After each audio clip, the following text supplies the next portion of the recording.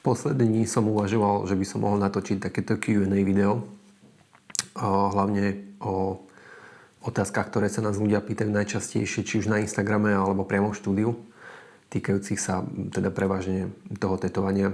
Čo robiť pred tetovaním, čo robiť po tetovaní. Tak to zhrniem do takéhoto videa, ktoré si budeš môcť kedykoľvek pustiť, ak budeš potrebovať.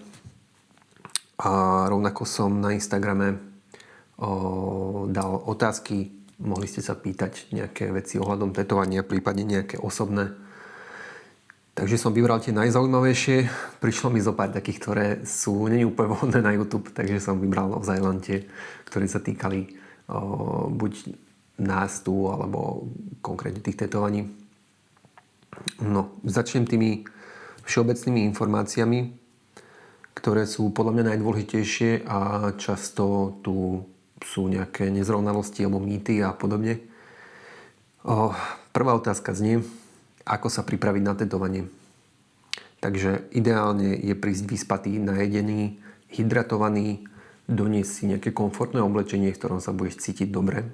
Hlavne pokiaľ ide o tetovanie, ktoré bude trvať dlhšie, tým myslím 4, 5, 6, 7 hodín, to je jedno. Donies si niečo, v čom sa cítiš dobre, čo ťa netlačí, čo sa ti dobre sedí alebo leží. Rovnako si so sebou môžeš priniesť nejaké jedlo, ale nie je problém, väčšinou si v štúdiu jedlo objednávame. Je taká informácia odniekiaľ, že kofeín nie je dobrý. Vôbec to nejak neprekáža počas tetovania. Je pravda, že alkohol trošku zrieďuje krv a tým pádom to tetovanie môže mierne viacej krvácať, ale takisto je to skôr taký mýtus, pretože to krvácanie vôbec nie je nejak akože intenzívne. Netreba si to predstavovať ako nejakú krv z nejakej rany. Je to skôr také kvapôčkovanie na povrchu kože, takže takisto to nie je nič závažné, ale samozrejme ten alkohol asi tam nemusí byť. Čiže toľko k tomu.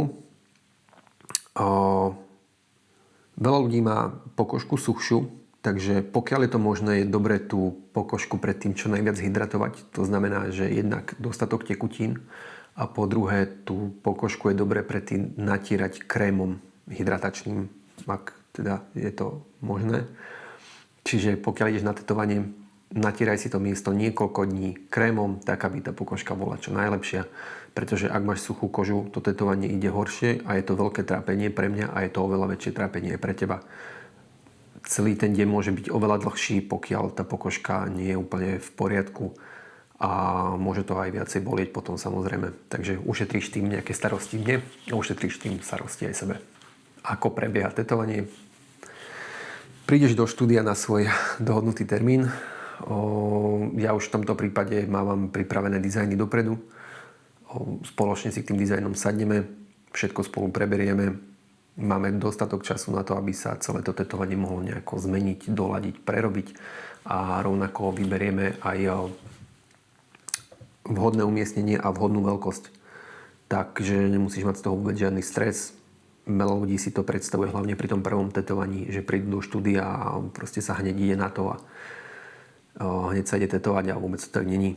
Celá tá príprava predtým je podstatná časť a až pokým si ty 100% komfortný s tým, čo sa bude robiť a ako to bude vyzerať, tak až potom sa ide na to tetovanie samotné.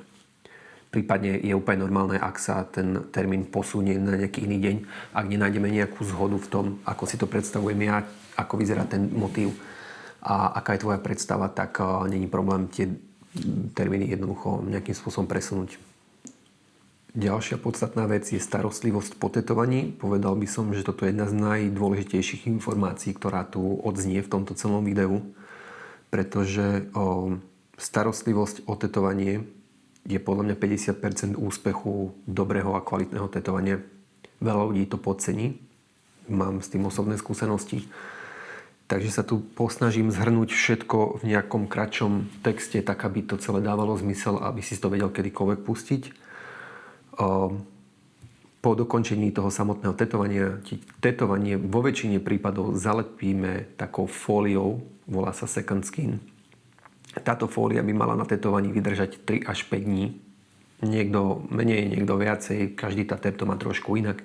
Sú to také všeobecné informácie, ktorých keď sa budeš držať, tak to bude úplne v poriadku. Ja vždy hovorím 3 až 5 dní.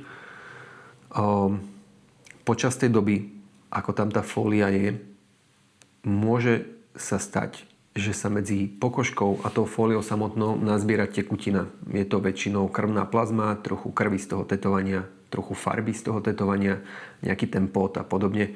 Je to úplne normálne.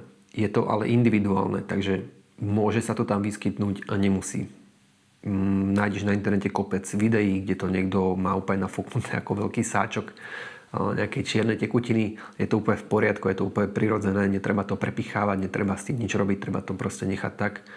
Samozrejme, treba myslieť na to, že posteľné prádlo sa ti tým môže zafarbiť, hej, alebo nejaké oblečenie, takže výber oblečenia by mal byť prispôsobený tomu, aby si potom nebol sklamaný.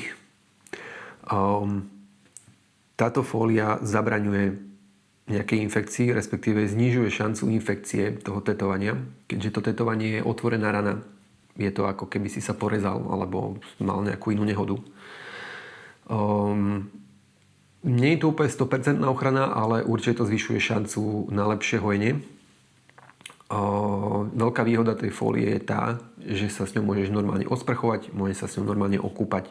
Nie je dobré sa namáčať dlho v nejakej vode, ale bežná hygiena je úplne bezproblémová a bežné fungovanie v nejakej robote alebo bežnom živote takisto úplne bezproblémové. Jedna vec, ktorá tu je taká, je nejaké cvičenie a šport.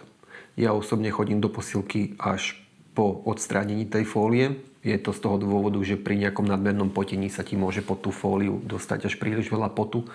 Telo to nedokáže spracovať a môže sa ti to zapáliť z toho potu. Druhá vec je, není dobré sa nejak proste váľať po iných ľuďoch, ak máš nejaké takéto kolektívne športy, prípadne chodiť do plaveckých bazénov, do sauny, do výriviek a podobne, takisto to nie je úplne vhodné. A nie je to vhodné ani po odstránení tej fólie.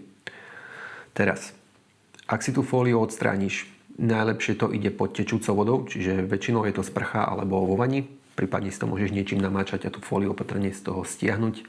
Niekomu tá fólia ide dole ťažšie, niekomu ide trošku ľahšie. Zase je to dosť individuálne, je to podľa typu pokožky, podľa toho ochopenia pod tým a tak ďalej. Ťažko to dopredu povedať. Každopádne, ak si tú fóliu dáš dole, tetovanie si umieš antibakteriálnym mydlom a vysušíš si ho papierovými obrúskami, prípadne úterákom, ale v tom prípade úteráku to musí byť čistý úterák. Nehovorím to zo srandy, nič, do čoho sa utierala polka rodiny alebo nejakú proste handru zo zeme. Určite nie, musí to byť čistý, vypraný úterák a budeš si to utierať nie krúživým, nie šúchavým pohybom, ale jednoducho si to len takto osušíš, aby si minimalizoval akékoľvek podráždenie toho miesta. Ešte stále je to veľmi čerstvé po tých 3 až 5 dňoch, aby si do toho nejakým spôsobom radikálnejšie zasahoval uterákom alebo čímkoľvek. Keď si toto umieš, vysušíš, necháš si to už otvorené, nebudeš to ničím prekrývať, nebudeš to ničím zalepovať. Teraz nastáva tá dôležitá časť. Budeš si to raz, maximálne 2-krát denne natierať tenkou, ale tým myslím ozaj tenkú vrstvu krému na tetovanie. Žiadne masné proste maslá a rôzne takéto všetky výmysly sveta, ktoré už som videl. Nič z toho si tam dávať nebudeš. Čím je ten krém masnejší, o to je horší. Zapcháva pory, predĺžuje proces hojenia a zase môžeš si s tým viacej uškodiť, než pomôcť. Takže ten krém by mal byť nejaký mliečný, gelový, niečo, čo sa rýchlo vstrebáva a nezanecháva masnú pokožku. Budeš tam dávať tenkú vrstvu, najlepšie, ak si kúpiš vyslovene krém na tie tetovania. S tým asi neurobíš žiadnu chybu. Buď ti ich predajú priamo v tetovacom štúdiu, alebo sa dajú kúpiť bežne aj v drogériách či lekárniach. Tu je také pravidlo, suchšie tetovanie je lepšie než veľmi mokré premastené tetovanie. Čiže ozaj tenká vrstva, pravidelne krémovať a takto sa o to bude starať najbližšie 3-4 týždne. Proces toho hojenia, toho povrchu, tej vrchnej časti pokožky trvá zhruba nejaké 4 týždne. Zase je to také akože individuálne, ale berme tú dlhšiu dobu do úvahy. Počas týchto 4 týždňov je dobre sa vyvarovať akémukoľvek kolektívnemu športu, kde sa o seba nejakým spôsobom šúchate. Ak hráš tenis, je to v pohode. Pokiaľ chodíš na nejaké bojové športy, tak to není úplne najlepšie. Budeš si to natierať, budeš sa vyhýbať bazénom, saunám, výrivkám a podobným veciam, inak môžeš úplne normálne štandardne fungovať. Dôležitá vec, pokiaľ ideš na slnko, a teraz tým nemyslím, ak ideš von vyniesť smeti, ale ak ideš von na slnko, začína pekné počasie, určite si to tetovanie natri SPF-kovým krémom, čiže akýkoľvek faktor 30, 50 a viac, ideálne. Treba to natrieť, zase nemusí to byť nejaká hrubá vrstva, stačí jemná vrstva, ale predĺžuješ tým nejakú trvácnosť toho tetovania a budeš proste to mať lepšie aj za XY rokov. Ja si myslím, že takáto starostlivosť je 50% celého úspechu, takže to určite nezanedbaj. Dobré tetovanie nie je lacné a lacné tetovanie nie je dobré, takže ak si za nejaké kvalitné tetovanie zaplatil viac peňazí, myslím si, že nejaká takáto starostlivosť je to najmenej, čo môžeš pre seba a pre to tetovanie urobiť. Je to zo pár týždňov a potom by si mal byť v úplnej pohode.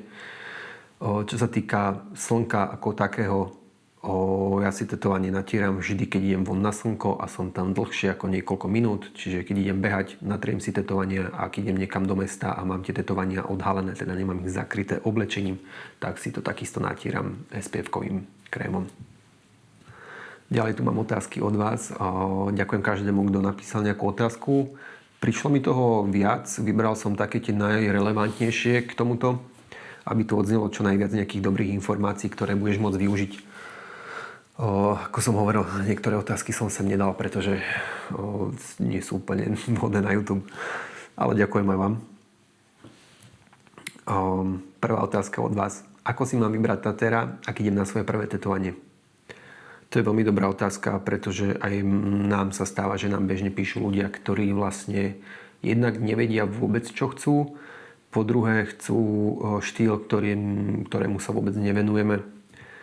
Takže ak si vyberáš tatéra, skús nejak prehodnotiť to, čo chceš, v akom približne štýle to je urobené a nájdi si tatéra, ktorý sa venuje takému štýlu alebo prevažne tetuje ten štýl, o ktorý má záujem. Ak niekto chce farebnú realistiku, tak píš niekomu, kto sa venuje prevažne farebnej realistike. Keď chceš od niekoho čierno-biele tetovanie, teda black and grey, tak si nájdi niekoho, kto sa venuje niečomu takému. Ak chceš portrét, samozrejme hľadáš niekoho, kto robí realistiku. Keď chceš niečo iné, tak jednoducho si nájdeš adekvátneho tatéra k tomu, čo hľadáš. Pretože aj mne píšu ľudia, ktorí chcú, neviem, napríklad neotrad a takéto štýly vôbec nerobím. Jednak pretože ma to moc nebaví a po druhé, pretože s tým nemám vôbec skúsenosti, takže to odmietam všetko, čo mi príde. Nechcem sa pod to podpisovať a nechcem niekomu robiť tetovanie, s ktorým by nebol spokojný a za ktoré by som sa nemohol ja nejako zaručiť, takže by to bolo kontraproduktívne aj pre mňa, aj pre ňo. Takže v takomto nejakom duchu si hľadaj svojho tatéra. Chcela by som sa naučiť tetovať a ako dlho to asi trvá. Základy sa vieš naučiť pomerne rýchlo, si myslím.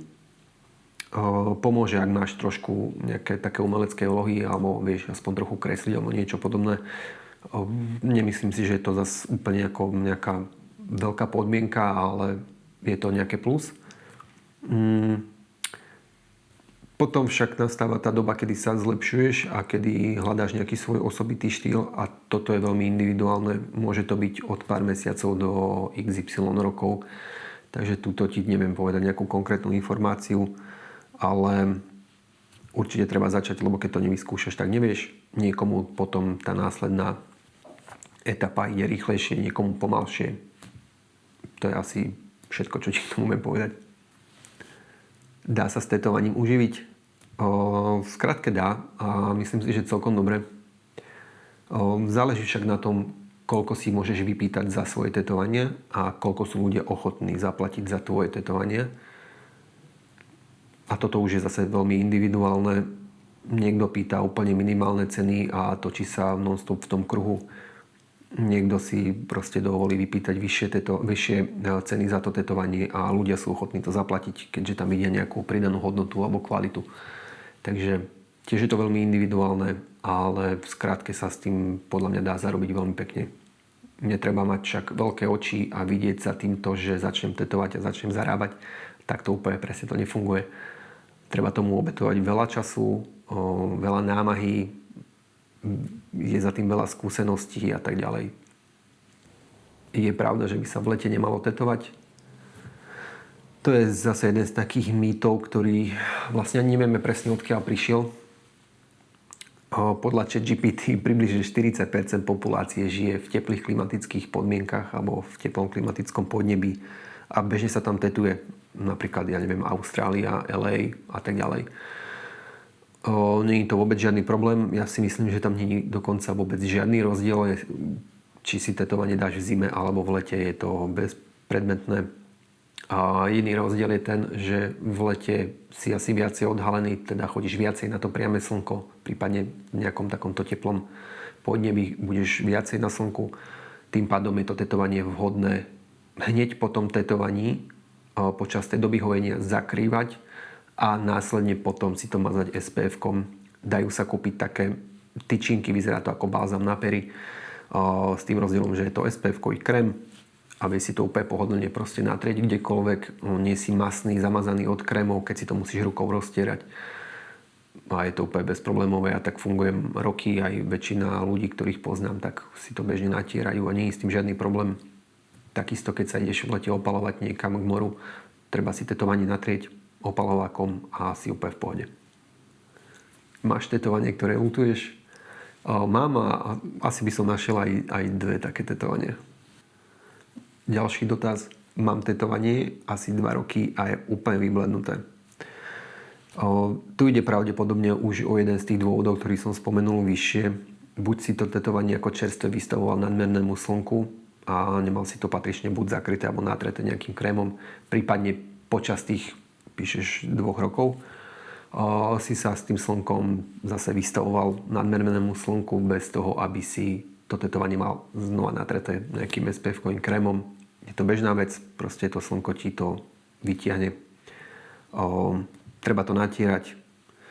Je tu ešte taká možnosť, že to tetovanie bolo buď zámerne tak urobené, že je lepšie. Tam sa jedná o niektoré štýly, napríklad ako fine line a podobne. Môžu vyblednúť trošku viac. Nie je to chyba toho tetovania. Prípadne ten tatér to možno, že urobil nejak zle. Ťažko povedať, ale vo väčšine prípadov ide o to slnko, opalovanie a nepoužívanie krémov. Čo robíš, keď netetuješ? Snažíme sa venovať jeden druhému s priateľkou. Chodíme cvičiť, behať. Radi varíme obidvaja, máme radi dobré jedlo, takže často chodíme niekam von vyskúšať nejaké nové miesta a reštaurácie. Praha je konečne pekná, začína fakt dobré počasie, takže veľa času sa snažíme tráviť vonku a načerpať nejakú energiu. A to je asi všetko. Práca nám zaberá dosť veľa času, pretože to tetovanie nie je len o tom, že sme v tom štúdiu a robíme to tetovanie samotné, ale zaberá to strašne veľa nejakej prípravy predtým, či už tvorbu tých motívov a dizajnov, nahrávanie napríklad videí, upravovanie fotiek, pridávanie nejakých reklám a celý ten marketing okolo toho zaberá dosť času a všetko, čo máme navyše, sa snažíme nejako rozumne využiť.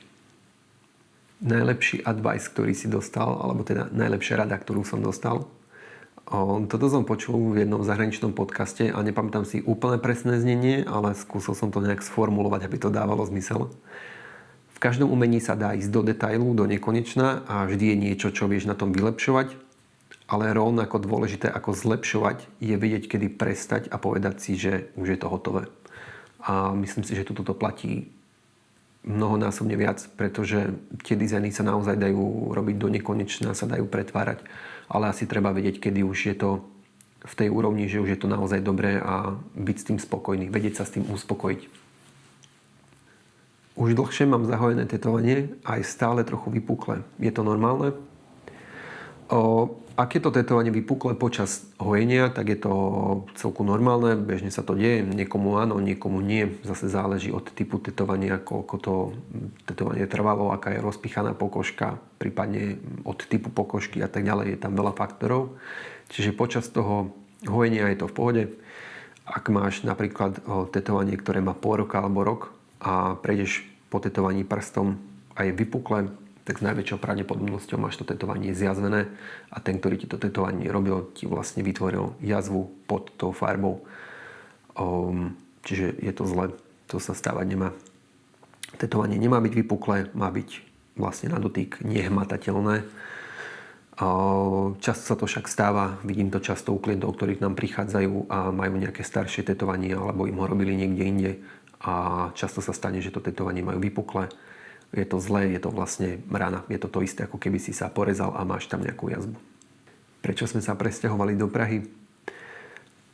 Praha nebola naša prvá možnosť. Rozmýšľali sme nad zahraničnými mestami v Európe, rozmýšľali sme aj mimo Európy a potom tá Praha prišla tak nejak spontánne a behom pár týždňov sme sa rozhodli, že ideme teda do Prahy a vybavili sme všetko okolo toho.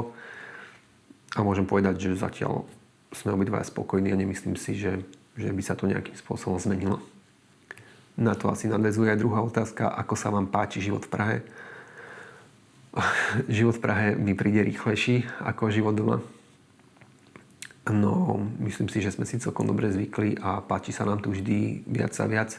Obzvlášť teraz, keď už je naozaj vonku pekne a dá sa ten čas tráviť niekde vonku v meste alebo na prechádzkach v parkoch a tak ďalej.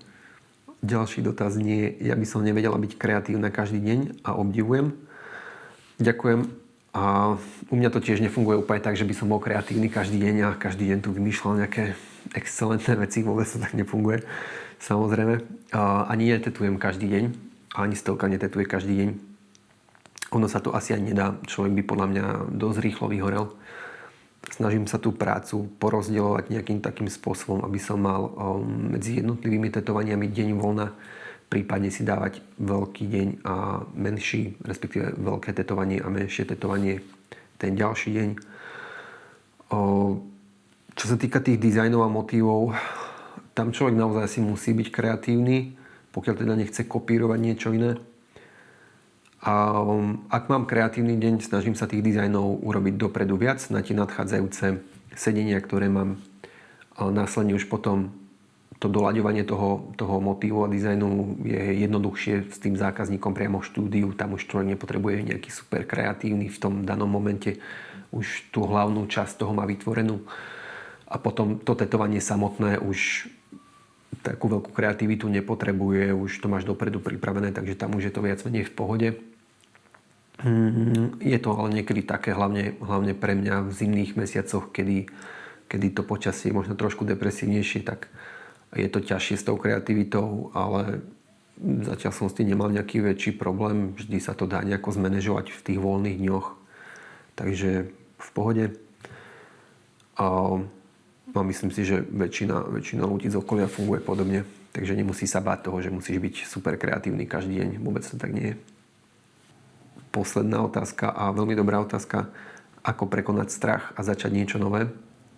Toto je veľmi dobrá otázka a podľa mňa sa týka asi prevažne každého z nás. Jednoducho asi treba začať a urobiť ten prvý krok a potom to už spustiť takú nejakú lavínu a začneš to robiť prirodzene. Ja mám tiež strach a tiež pri prvých videách som si hovoril, čo si o tom budú myslieť a vlastne je to úplne jedno. Myšlienky typu, čo si povie moje okolie a čo si povie moja rodina, čo si povie môj kamarát zo základnej školy, je úplne jedno. Ľudia, ktorí ťa budú chcieť pozerať a počúvať, si ťa nájdu a tí, ktorí nie, tí ťa zase nebudú pozerať a nebudú počúvať. Je to úplne jednoduché. Či už budeš malovať, hrať na klavíri alebo natáčať videá, proste to začne robiť a ono to časom nejakým spôsobom príde. Toto je takisto veľmi jednoduché. Treba to tu proste rozostaviť, zapnúť kamery a natočiť video a netreba to moc overthinkovať. Mne ešte pomáha jedna myšlienka a to je tá, že ak budem starý, nechcem si vyčítať a nechcem lutovať, že som nevyskúšal veci, ktoré som chcel vyskúšať, lebo už potom na to bude veľmi neskoro. A myslím si, že keď raz budeš mať 80, 90, tak ti vlastne bude úplne jedno, čo si mysleli tvoji spolužiaci a čo si mysleli tvoji kolegovia v práci. Bude záležať na tom, či si tú vec urobil alebo neurobil. A nechcem to lutovať o niekoľko rokov. To To boli všetky dnešné otázky. Ďakujem, že si to dopozerala sem. Budem sa snažiť spracovať nejaké takéto otázky a odpovede častejšie. Ak tu niečo neodznelo, čo ťa zaujíma, kľudne toho dole do komentáru pod video, prípadne mi môžeš napísať na Instagrame. Naše účty nájdeš v popiskoch a veľmi nás poteší určite like a odber na toto video, ak ťa to zaujímalo. Ďakujem, že si to dopozeral.